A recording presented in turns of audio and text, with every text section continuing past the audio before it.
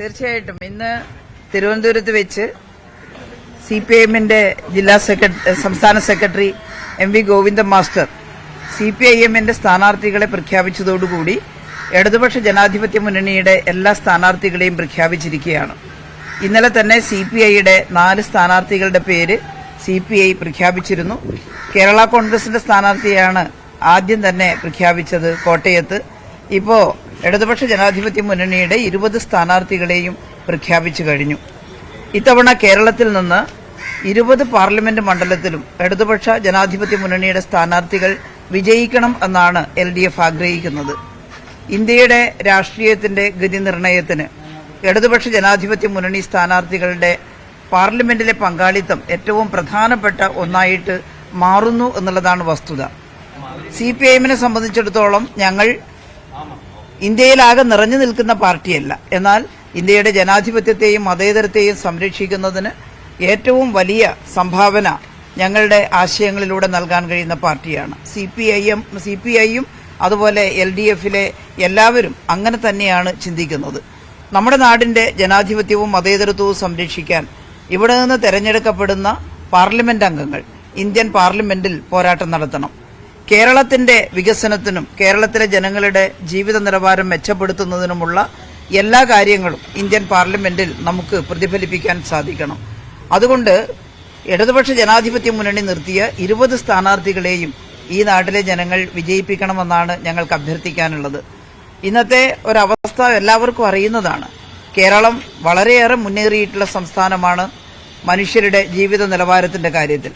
എന്നാൽ ആ ജീവിത നിലവാരം അതേപടി നിർത്തുന്നതിനും കൂടുതൽ മെച്ചപ്പെട്ട അവസ്ഥയിലേക്ക് നമുക്ക് എത്തിച്ചേരുന്നതിനും നമുക്ക് ഒരുപാട് പാടുപെടേണ്ടി വരുന്നു. അത് കേന്ദ്ര സംസ്ഥാന ബന്ധങ്ങളിലുള്ള തരക്കേടുകൾ കൊണ്ടാണ് എന്ന് ഇതിനകം തന്നെ ജനങ്ങൾക്ക് മനസ്സിലായിട്ടുണ്ട്. കേരളത്തിന് അവകാശപ്പെട്ട നികുതി വിഹിതവും കേരളത്തിന് അവകാശപ്പെട്ട പദ്ധതികളും ലഭ്യമാകുന്നതിനു വേണ്ടി ഇന്ത്യൻ പാർലമെന്റിൽ ശബ്ദമുയർത്താൻ നമുക്ക് സാധിക്കണം. കഴിഞ്ഞ തവണ പാർലമെന്റ് ഇലക്ഷനിൽ എല്ലാവരും ശ്രദ്ധിച്ചിട്ടുള്ളതാണ്. കേരളത്തിൽ നിന്ന് തെരഞ്ഞെടുക്കപ്പെട്ടിട്ടുള്ള കോൺഗ്രസിന്റെ ജനപ്രതിനിധികൾ കേരളത്തിന് വേണ്ടി അവിടെ പ്രതികരിച്ചില്ല എന്നുള്ളതാണ് ഏറ്റവും സങ്കടകരമായിട്ടുള്ള വസ്തുത. കേരളത്തിന്റെ നികുതി വിഹിതം വെട്ടിക്കുറക്കുമ്പോഴും കേരളത്തിന് അവകാശപ്പെട്ട എല്ലാ കാര്യങ്ങളും എയിംസ് അടക്കമുള്ള, ഞാൻ കോഴിക്കോട് നിന്നിട്ടാണ് സംസാരിക്കുന്നത്, എത്രയോ തവണ നമ്മൾ ആവശ്യപ്പെട്ടതാണ് കഴിഞ്ഞ പിണറായി സർക്കാരും ഈ പിണറായി സർക്കാരും. എന്നാൽ അതിനുവേണ്ടി വാശിയോടുകൂടി പാർലമെന്റിൽ ശബ്ദമുയർത്തുന്നതിന് കോൺഗ്രസിന്റെ ജനപ്രതിനിധികൾ തയ്യാറായില്ല എന്ന ഖേദകരമായ വസ്തുതയാണ് നമ്മൾ കണ്ടത്. ഇവിടത്തെ പ്രതിപക്ഷമാണ് എന്ന് കരുതി കേന്ദ്രത്തിലും ഇടതുപക്ഷ ജനാധിപത്യ മുന്നണി ഗവൺമെന്റിനോട് ഒരു പ്രതിപക്ഷ മനോഭാവം അവിടെയും കാണിക്കുകയാണ്. അതല്ലല്ലോ വേണ്ടത്. അവിടെ കേരളത്തിന് വേണ്ടിയല്ലേ വാദിക്കേണ്ടത്. അതുകൊണ്ട് അതിനവർ തയ്യാറാകാത്തത് ഈ നാട്ടിലെ ജനങ്ങൾ കണ്ടതാണ്. അതുകൊണ്ട് ഞങ്ങൾ പറയുന്നു, ഈ തെരഞ്ഞെടുപ്പിൽ 20 പാർലമെന്റ് മണ്ഡലങ്ങളിൽ നിന്നും LDFിന്റെ സ്ഥാനാർത്ഥികൾ വിജയിച്ച് ഇന്ത്യൻ പാർലമെന്റിലെത്തണം. ഇപ്പോ ഇന്ത്യ മുന്നണിയുടെ ഒക്കെ ഭാഗമായിട്ട് അവിടെ ഗോവിന്ദൻ മാഷ് സ്ഥാനാർത്ഥികളെ പ്രഖ്യാപിക്കുന്നതിനിടയിൽ ആ കാര്യങ്ങളെല്ലാം പറഞ്ഞിട്ടുണ്ട്. അത്തരമൊരവസരം വരുമ്പോൾ ആ മുന്നണിയുടെ എല്ലാം തീരുമാനം എടുക്കുന്നതിന്റെ ഒരു നിർണായക ഘടകമായിട്ട് ഇടതുപക്ഷത്തിന്റെ ശക്തമായൊരു ബ്ലോക്ക് ഇന്ത്യൻ പാർലമെന്റിൽ ഉണ്ടാകണം എന്നാണ് നമ്മൾ ആഗ്രഹിക്കുന്നത്. കേരള ജനതയും അത് ആഗ്രഹിക്കുമെന്നാണ് ഞങ്ങൾ കരുതുന്നത്. വടകര ഇടതുപക്ഷത്തിന് നല്ല സ്വാധീനമുള്ള മണ്ഡലമായിരുന്നു. ഇടക്കാലത്ത് വടകരയിൽ ഇടതുപക്ഷം മുല്ലപ്പള്ളിയും കെ മുരളീധരനൊക്കെയാണ് വന്നത്. ഇതിന് പല കാരണങ്ങളുണ്ട്. ഇത്തവണ തിരിച്ചുപിടിക്കാൻ പറ്റുന്നതാണ്. ഉറപ്പായിട്ടും ഇത്തവണ വടകര നിയോജക മണ്ഡലത്തിൽ ഇടതുപക്ഷ ജനാധിപത്യ മുന്നണി വിജയിക്കും. ഞങ്ങളുടെ പ്രവർത്തകർ മാത്രമല്ല, നിഷ്പക്ഷരായി നിൽക്കുന്ന ഒട്ടേറെ ആളുകൾ ഈ മണ്ഡലത്തിൽ നിന്ന് ഇടതുപക്ഷ ജനാധിപത്യ മുന്നണി വിജയിക്കും എന്ന രീതിയിൽ ഉറപ്പായിട്ട് സംസാരിക്കുന്നുണ്ട്. ഈ തെരഞ്ഞെടുപ്പിൽ എല്ലാ സ്ഥാനാർത്ഥികളും നിങ്ങൾ ശ്രദ്ധിച്ചിട്ടുണ്ടാകും. പ്രധാനപ്പെട്ട ഉത്തരവാദിത്വം വഹിക്കുന്ന ആളുകളെ അടക്കം ഇടതുപക്ഷ ജനാധിപത്യ മുന്നണി പാർലമെന്റ് സ്ഥാനാർത്ഥികളായി നിശ്ചയിക്കുന്നത് അതിന്റെ ഗൌരവം മനസ്സിൽ കണ്ടുകൊണ്ട് തന്നെയാണ്. വടകര നിയോജക മണ്ഡലം ഇത്തവണ ഇടതുപക്ഷ ജനാധിപത്യ മുന്നണി വിജയിക്കുമെന്ന കാര്യത്തിൽ എനിക്ക് യാതൊരു സംശയവുമില്ല. നിഷ്പക്ഷമതികളായിട്ടുള്ള ഒട്ടേറെ ആളുകൾ ഞങ്ങളുടെ വിജയത്തിന് നല്ല പിൻബലം നൽകുന്നു എന്നുള്ളതാണ് വസ്തുത. എന്തൊക്കെ ഘടകങ്ങളാണ് ഈ പ്രചാരണത്തിൽ ആയുധമാക്കി ഉന്നയിക്കാൻ പോകുന്നത്? പ്രധാനമായിട്ടും കേരളത്തിന്റെ വികസനവും വടകര നിയോജക മണ്ഡലത്തിന്റെ വികസനവുമാണ് ഞങ്ങൾ എടുക്കുന്നത്.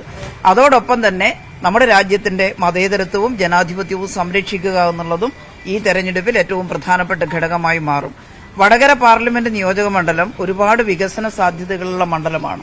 നേരത്തെ ഇടതുപക്ഷ ജനാധിപത്യ മുന്നണിയുടെ MP മാർ ഇവിടെ നിന്ന് പോകുന്ന സമയത്ത് ഉണ്ടായിട്ടുള്ള വികസനം കഴിഞ്ഞാൽ UDFന്റെ പ്രതിനിധികൾക്ക് അത്തരത്തിലുള്ള വികസനം വടകര നിയോജക മണ്ഡലത്തിൽ കൊണ്ടുവരുന്നതിന് കഴിഞ്ഞിട്ടില്ല. വടകരയിലെ കാർഷിക മേഖലയിലും അതുപോലെ തന്നെ വളർന്നു വരാൻ സാധ്യതയുള്ള വ്യാവസായിക മേഖലയുടെയും ഒക്കെ പ്രശ്നങ്ങൾ നിലനിൽക്കുന്നുണ്ട്. അതോടൊപ്പം തന്നെ പുതിയ തലമുറ ഏറ്റവും ഉന്നത വിദ്യാഭ്യാസം നേടി വരുമ്പോൾ അവരുടെ തൊഴിലവസരങ്ങളും അവരെ ഉപയോഗപ്പെടുത്തിക്കൊണ്ട് കേരളത്തിന്റെ വികസനത്തിന് ഉതകുന്ന രീതിയിലുള്ള സംരംഭകത്വങ്ങളും ഒക്കെ പ്രോത്സാഹിപ്പിക്കാൻ ഈ നിയോജക മണ്ഡലത്തിലുള്ള സാധ്യത അനന്തമാണ്. ടൂറിസം അടക്കമുള്ള മേഖലകളിൽ നമുക്ക് വലിയ സാധ്യത തുറന്നു തരുന്നൊരു മണ്ഡലമാണ് വടകര പാർലമെന്റ് നിയോജക മണ്ഡലം. ഞങ്ങൾ ഒരുമിച്ച് കേരളത്തിലെ ഇടതുപക്ഷ ജനാധിപത്യ മുന്നണി ഈ നിയോജക മണ്ഡലത്തിന്റെ വലിയ വികസനത്തിന് MP-മാർക്ക് ചെയ്യാൻ കഴിയുന്ന ചില കാര്യങ്ങളുണ്ട്, പരിമിതികളുണ്ട്. പക്ഷേ MP-മാരുടെ നേതൃത്വത്തിൽ ഒരു നിയോജക മണ്ഡലത്തിന്റെ വികസനത്തിന് വേണ്ടി ഒട്ടേറെ കാര്യങ്ങൾ ചെയ്യാൻ കഴിയും എന്നാണ് ഞാൻ പ്രതീക്ഷിക്കുന്നത്.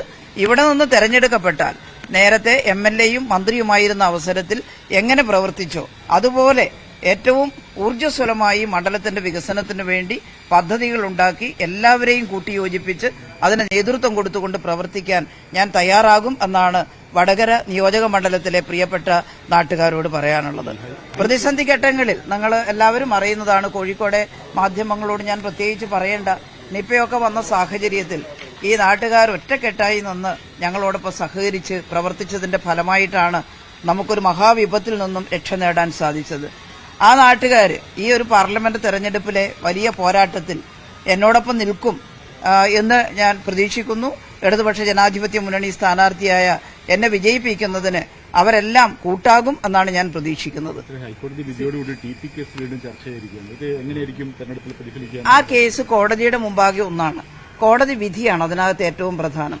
അതൊരു തെരഞ്ഞെടുപ്പ് രംഗത്തെ, അതൊരു പാർലമെന്റ് തെരഞ്ഞെടുപ്പ് രംഗത്തെ ഈ രാഷ്ട്രീയ പ്രശ്നങ്ങളെല്ലാം ചർച്ച ചെയ്യുന്നതിനിടയിൽ അതൊരു ചർച്ചാ വിഷയമാക്കാൻ ഞങ്ങളാരും ആഗ്രഹിക്കുന്നില്ല. ഈ നിയോജക മണ്ഡലത്തിലെ ജനങ്ങളും അങ്ങനെ ഒരു ചർച്ചാ വിഷയമാക്കിയിട്ട് മാറ്റാൻ ആഗ്രഹിക്കുമെന്ന് കരുതുന്നില്ല. കോടതി വിധി അനുസരിച്ച് കുറ്റവാളികൾ ശിക്ഷിക്കപ്പെടണം. ഞങ്ങൾ കോടതി വിധിയെ മാനിക്കുന്നുവെന്ന് നമ്മുടെ സംസ്ഥാന സെക്രട്ടറി, CPM-ന്റെ സംസ്ഥാന സെക്രട്ടറി നേരത്തെ തന്നെ പറഞ്ഞിട്ടുണ്ട്. അത് കോടതിയും കേസുമായിട്ട് വരട്ടെ, കുറ്റവാളികൾ ശിക്ഷിക്കപ്പെടട്ടെ, ഞങ്ങൾക്കതിലൊന്നും ഒരു തർക്കവും ഇല്ല. എന്നാലൊരു പാർലമെന്റ് തെരഞ്ഞെടുപ്പിനെ സംബന്ധിച്ചിടത്തോളം കേരളത്തിന്റെയും ഈ രാജ്യത്തിന്റെയും എല്ലാം ഭാവി നിർണ്ണയിക്കുന്ന രാഷ്ട്രീയ പ്രശ്നങ്ങൾ ചർച്ചയ്ക്ക് വരും. നമ്മുടെ നിയോജക മണ്ഡലത്തിന്റെ വികസന പ്രശ്നങ്ങൾ ചർച്ചയ്ക്ക് വരും എന്ന് തന്നെയാണ് ഞങ്ങൾ പ്രതീക്ഷിക്കുന്നത്. ബിജെപിയും CPM-ഉം തമ്മിൽ അന്തർധാര ഈ വടകര മണ്ഡലത്തിലുണ്ടെന്ന് ഇതിനകം തന്നെ ആരോപണം ഉയർത്തി. വടകര നിയോജക മണ്ഡലം നേരത്തെ എന്തെല്ലാം പരീക്ഷണത്തിന് വിധേയമായിരുന്നു. കോൺഗ്രസ് ലീഗ് കോലീബി സഖ്യത്തിന് വിധേയമായിട്ടുള്ള മണ്ഡലമാണിത്. ഞങ്ങൾ അങ്ങനെ എന്തെങ്കിലും ഒരു സഖ്യം BJP-യുമായിട്ട് ഇതുവരെ ഉണ്ടാക്കിയിട്ടില്ല. വടകര നിയോജക മണ്ഡലം അതൊരു പരാജയ ഭീതിയിൽ നിന്നുണ്ടാകുന്ന കാര്യങ്ങളാണെന്നാണ് എനിക്ക് തോന്നുന്നത്.